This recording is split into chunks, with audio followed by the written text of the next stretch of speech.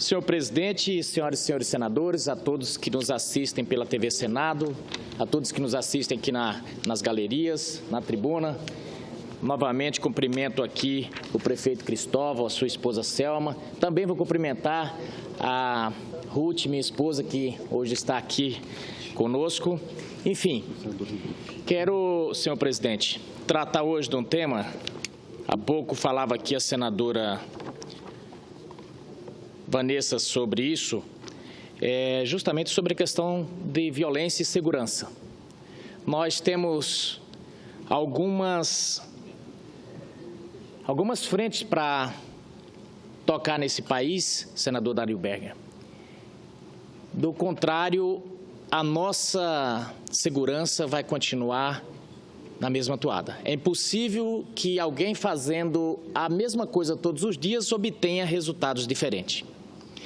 E para isso nós dependemos totalmente da vontade política, do Ministério da Justiça antenado e do Ministério da Justiça que esteja com a visão total, uma visão holística do país e das suas peculiaridades. Eu entendo o desafio, o Brasil é imenso.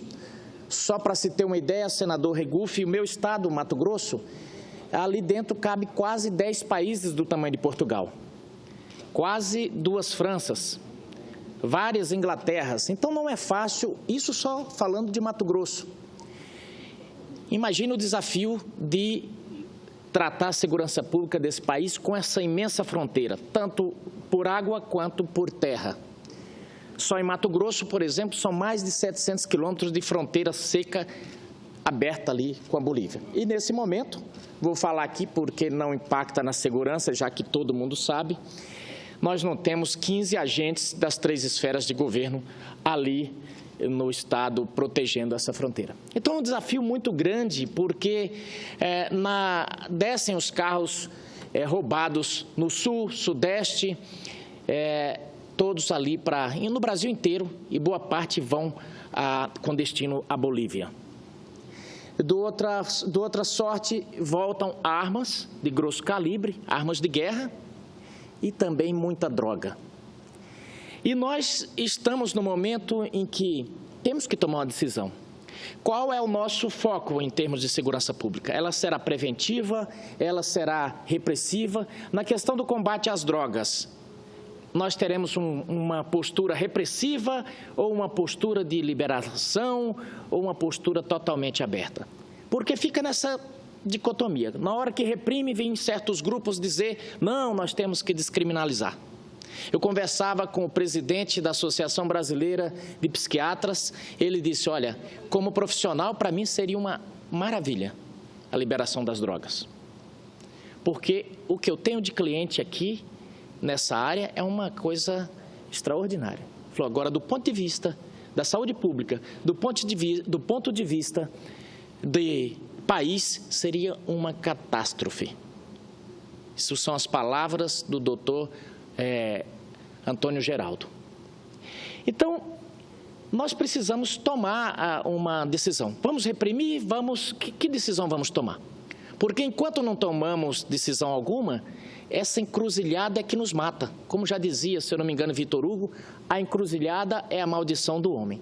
Que tome algum caminho, mas não podemos ficar parado.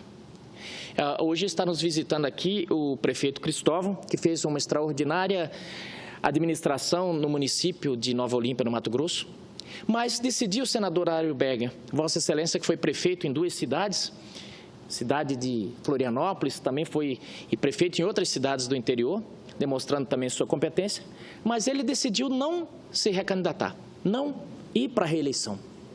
E boa parte dessa sua decisão se deve a essas dificuldades. O município dele, por exemplo, um pequeno município, grande produtor de álcool, de açúcar, de etanol, de açúcar, mas com as dificuldades inerentes aos municípios de Mato Grosso. Principalmente porque o município dele fica próximo à fronteira. Então, ali ele tem que dispor verba para combater os malefícios que vêm das drogas.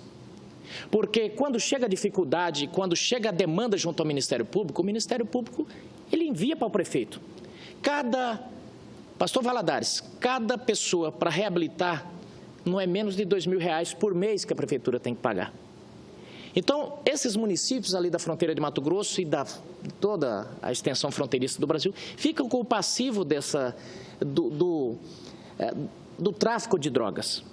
Porque a mula, o chamado mula, quando ele entra no Brasil, ele quer se desfazer imediatamente, ele quer transformar em dinheiro aquela parte da droga que ele recebe pelo frete. A parte dele ele já quer vender. Então, ele já vende ali nos municípios da fronteira, que é para ele já ir tranquilo. Se perder daqui para frente, o meu já estou tranquilo. Então, vai deixando o estrago por onde passam.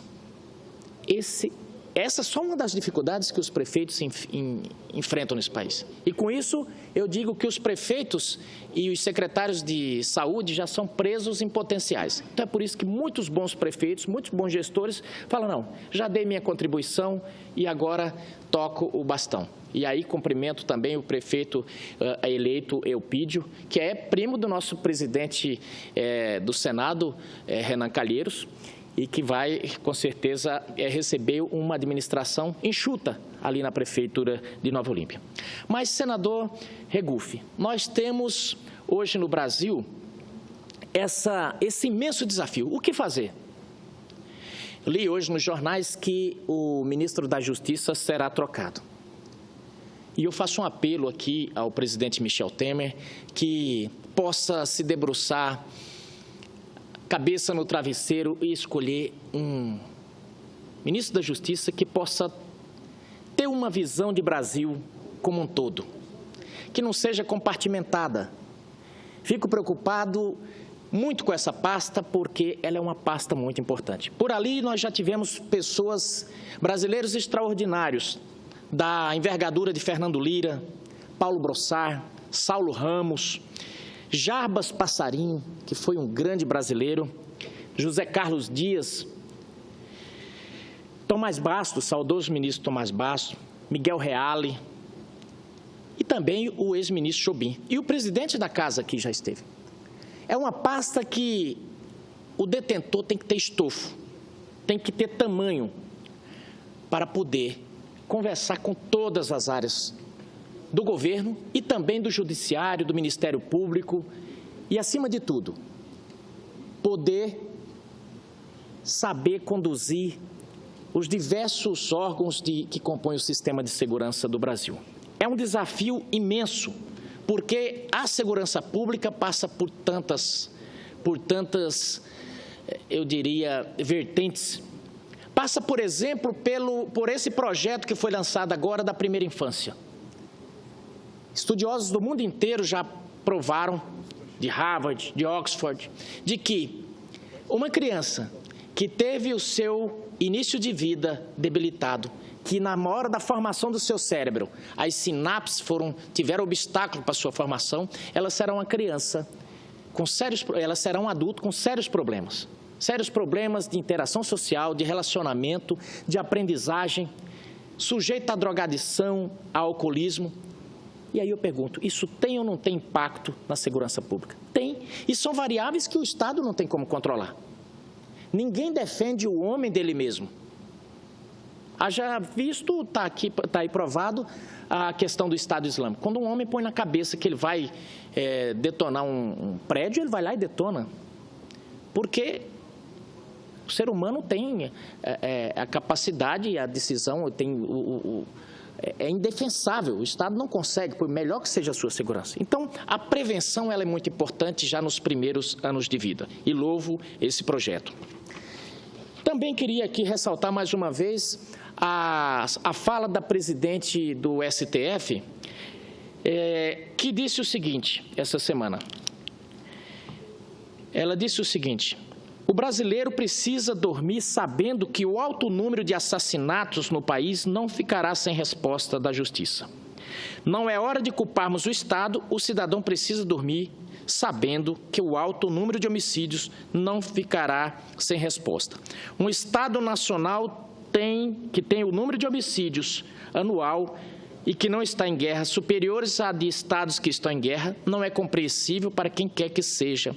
É hora de nós assumirmos a nossa responsabilidade para fazer que esse quadro mude. E aí, maior desafio ainda, porque passa também pelo Ministério Público, que eu vejo que precisa, em que pese louvarmos a competência desse órgão, mas eu sinto que meio que estamos cauterizados com essa situação.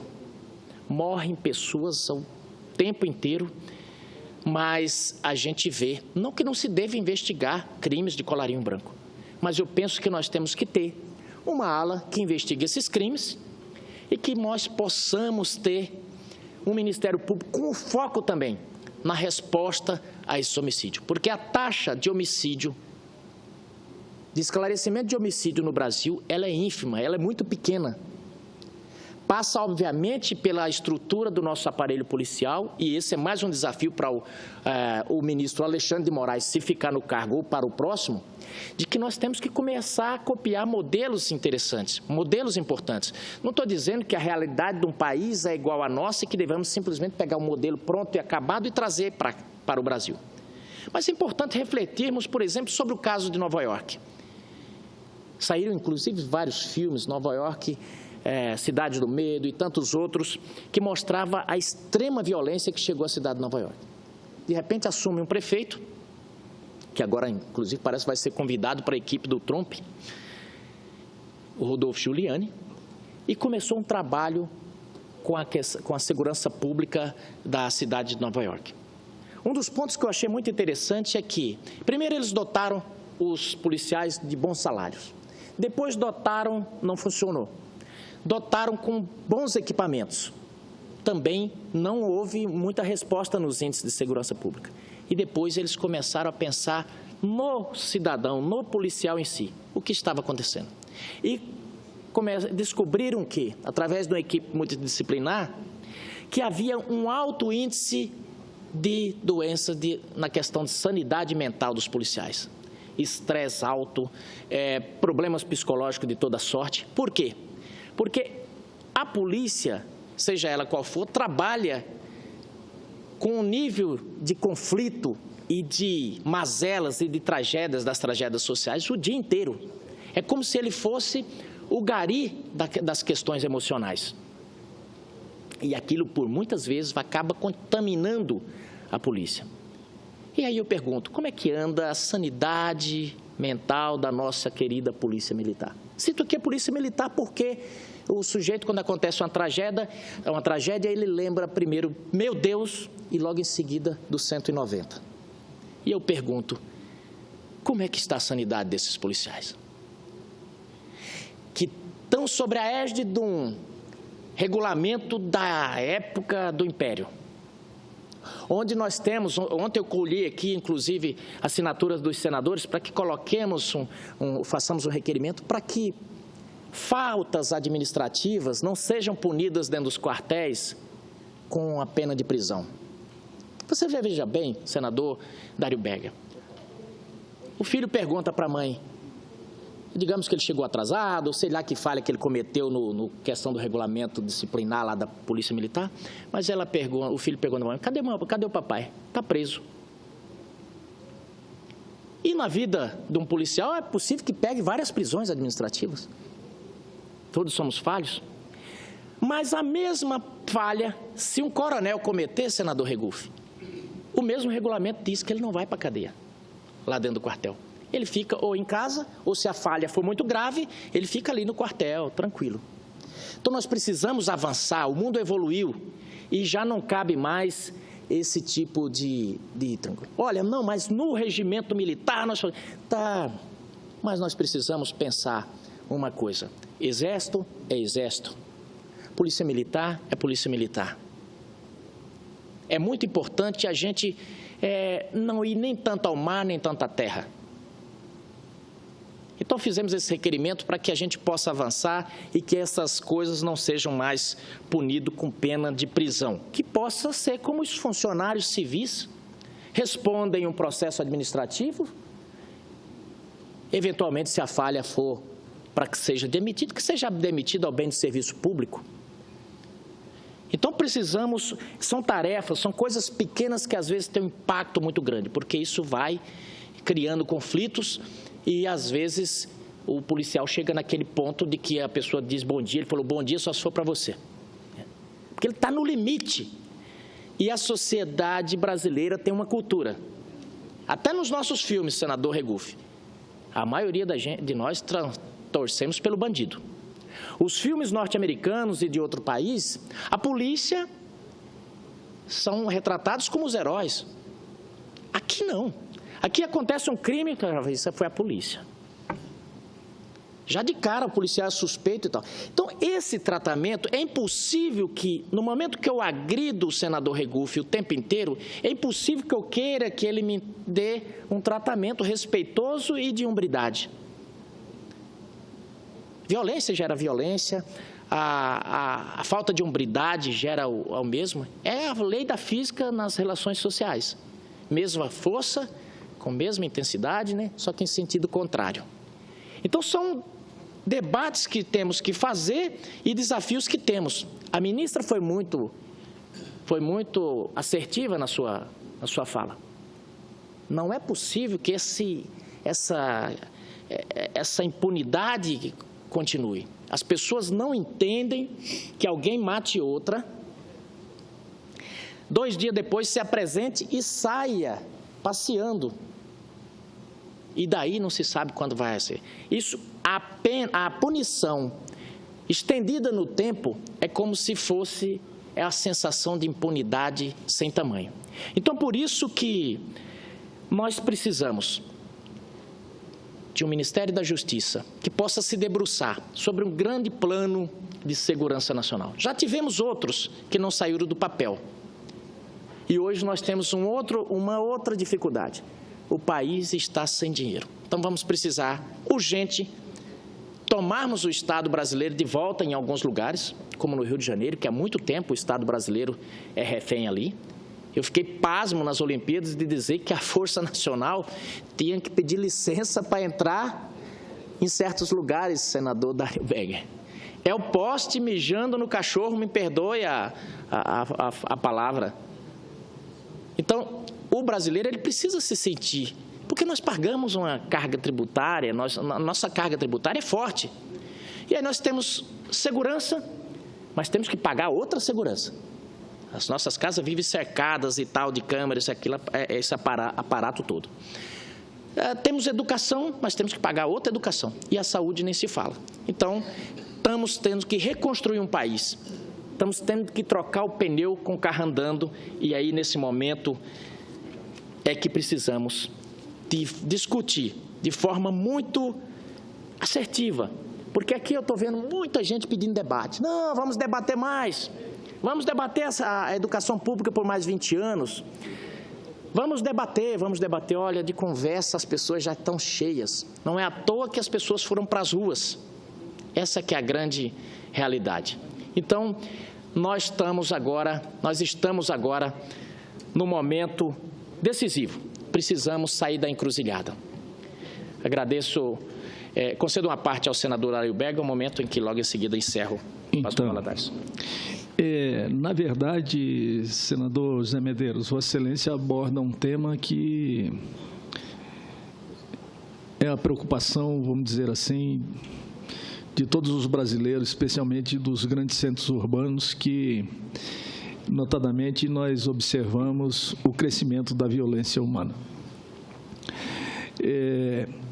E eu acho que nós temos que agir ao invés de debater exaustivamente, porque nós, seres humanos, nós temos o costume, vamos dizer assim, de deixar para amanhã, de deixar para a última hora, porque na expectativa de que o problema possa ser resolvido. E ao invés de resolver o problema, ele vai se agravando. E eu conheço essa dura realidade do Brasil, notadamente relacionada à violência urbana, que chega a índices alarmantes. A ministra tem toda a razão quando ela diz que se matou mais no Brasil nos últimos anos do que da guerra da Síria. País que está em guerra. E que nós observamos aquele vexame daquelas famílias procurando abrigo, procurando asilo, se deslocando com aquelas crianças, muitas chorando, outras inclusive morreram na travessia do mar Mediterrâneo, e o mundo fica estarrecidamente, fica sem nenhuma ação humanitária capaz de alterar esse cenário que nós estamos observando. Portanto, mas eu quero voltar aqui ao tema de que eu já pedi uma parte, senador Zé Medeiros, para o senador Eduardo Amorim, quando ele também abordou o tema da segurança, que é extremamente preocupante lá no estado de Sergipe. E eu mencionava naquele momento que o Brasil, a polícia brasileira é a que mais mata, mas é a que mais morre também. É um negócio impressionante, chega a ser hilário, nós discutimos essa questão. A polícia, nos últimos anos, matou cerca de 3.300 pessoas, de 2011 a 2015, aqui no Brasil. Cerca de 9 mortes por dia, praticamente. Em compensação, a polícia também morreu. Cerca de 393 policiais foram mortos, o que representou cerca de uma morte por dia, o que é um absurdo. Quer dizer, está havendo isso que Vossa Excelência mencionou, tipo no Rio de Janeiro, onde a polícia, em determinados locais, não entra mais, precisa pedir licença para entrar. O que é um absurdo, é a falência do setor público, é a falência da segurança, é a desesperança, é a insegurança que toma conta do povo brasileiro. E faltam ações, nós precisamos discutir menos e agir mais. Essa é que é a grande verdade. Precisamos ter um plano de segurança, mas um plano de segurança real, que seja implantado rapidamente, para que possa trazer a sensação de segurança para as pessoas. Porque eu pergunto para Vossa Excelência e para os demais senadores aqui, quanto que vale uma vida hoje? Quanto que vale uma vida hoje? Vale um celular? Vale uns míseros recursos que tem no caixa de uma padaria ou de um pequeno comércio? Quanto é que vale uma vida hoje? E cadê o poder público para oferecer segurança para essa panificadora, para essa padaria, que é responsável por uma carga tributária, senador Regufe, que Vossa Excelência questiona aqui, e não questiona o tamanho da carga tributária, mas sim o resultado que ela oferece para a sociedade, né? Eu não me incomodaria, sinceramente, de ampliar a carga tributária, desde que a população brasileira tivesse os serviços desejados na forma que nós desejamos. Portanto... Só, senador Dário, eu questiono ambos. Eu questiono o tamanho e também o resultado que ela dá para o contribuinte brasileiro. Veja bem, senador Regufe, mas no momento em que nós estamos sem dinheiro, estamos falidos, estamos insolventes, quem sabe nós não poderia ser um pouco mais benevolente em curto prazo para que pudéssemos consertar essa realidade que nós estamos vivendo. Portanto, esse tema, senador Zé Medeiros, é inesgotável, entendeu? É realmente preocupante. Vossa Excelência aborda com sensibilidade especial esse tema, que tem me preocupado substancialmente. E eu quero dizer para Vossa Excelência o seguinte, assim, eu sou defensor da saúde, da educação e da segurança. São 3 temas que nós não podemos deixar de discutir. Quer dizer, a educação representa a esperança viva da formação de um novo Brasil, mais preparado, mais instruído, com mais capacidade e etc. e tal. Coisa que não está acontecendo no Brasil, que nós transformamos praticamente as nossas escolas num depósito de criança. Elas não estão saindo qualificadas para enfrentar a vida e para enfrentar o mercado de trabalho. A saúde é aquele tema que eu acabei de abordar, né? Os corredores entupidos de gente, morrendo sem assistência, sem tratamento. E a segurança as pessoas morrendo por um celular, ou por um roubo de um pneu, ou por um mísero recurso num caixa de uma padaria. Quer dizer, realmente nós estamos vivendo tempos difíceis no Brasil. Muito obrigado, senador. Concedo a parte ao senador Regufe. Senador Medeiros, essa questão da segurança pública é uma questão que precisa ser tratada com mais carinho por parte do parlamento. E eu tenho uma grande crítica que eu faço ao orçamento público que é discutido no Congresso Nacional, porque uma grande parcela do dinheiro do contribuinte ele vai para as atividades meio do Estado e não para as atividades fim do Estado. Na minha concepção, o Estado tinha que concentrar a maioria dos recursos públicos nas áreas fim do Estado, na educação, na saúde e na segurança pública. Aí deveriam ser concentrados recursos do contribuinte, e não sendo gastos na máquina do Estado. Então, hoje você tem uma série de gastos que são feitos, que na minha concepção não deveriam ser feitos. Primeiro, não são prioritários, e segundo, são consumidos naquela máquina e não chega na ponta para o cidadão. Então, eu aqui me somo a Vossa Excelência na sua preocupação com a questão da segurança pública. Vossa Excelência é oriundo dessa área, tem uma preocupação toda especial com a questão da segurança, e eu penso que nós temos que trabalhar aqui uma mudança no orçamento. Nós temos que fazer essa discussão da peça orçamentária com um pouco mais de cuidado, com um pouco mais de zelo. E isso passa, inclusive, pelas nossas emendas ao orçamento. Desde que eu era deputado distrital aqui no Distrito Federal, todos os anos eu concentro as minhas emendas ao orçamento nessas três áreas, na saúde, na educação e na segurança pública aqui do Distrito Federal, que é a unidade da federação que eu represento aqui nessa casa. E eu vejo, às vezes, as pessoas destinarem recursos para áreas que não são as prioritárias, que não são as áreas prioritárias. As minhas emendas, por exemplo, eu coloquei para reequipar a polícia do Distrito Federal, para aquisição de viaturas, mas coloquei também para compra de remédios para os hospitais públicos. Hoje tem remédios nos hospitais públicos do Distrito Federal que estão ali por causa de uma emenda minha. As pessoas falam assim, mas o remédio vai ser consumido, não vai ficar uma obra sua. E daí? Por isso não coloca recursos para remédio? O que é mais prioritário para a população? Então, se está faltando remédio nos hospitais públicos, nós temos que colocar emendas para compra de remédios. E eu fiz questão de colocar, como sempre coloquei, desde que era deputado distrital. O remédio é consumido, não vai ficar uma obra, mas precisa ter remédio nos hospitais públicos. E nós temos responsabilidade com isso.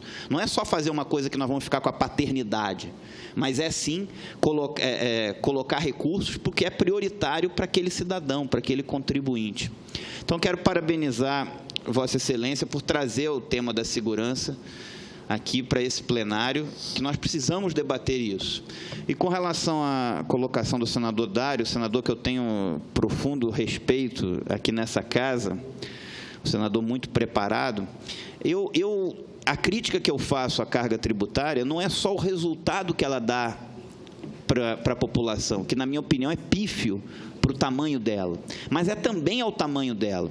O Brasil, ele tem a maior carga tributária dentre os países do mundo emergente, a maior dos BRICS, maior que a da Rússia, maior que a da Índia, maior que a da China, maior que a da África do Sul. Eu sempre gosto de repetir isso. Eu não posso acreditar que todos esses países consigam dar conta das suas responsabilidades com uma carga tributária menor do que a brasileira, e o Brasil tem uma carga tributária desse tamanho e não consiga dar conta das suas responsabilidades. Então, é muita ineficiência por parte do governo, é muita incompetência por parte do governo, que não consegue, com uma carga tributária desse tamanho, dar conta das suas responsabilidades. Então, a minha crítica é também ao serviço que é oferecido com ela à população, que não recebe o serviço que merecia, mas é também ao tamanho dela, que, na minha opinião, é extremamente excessivo para o contribuinte brasileiro.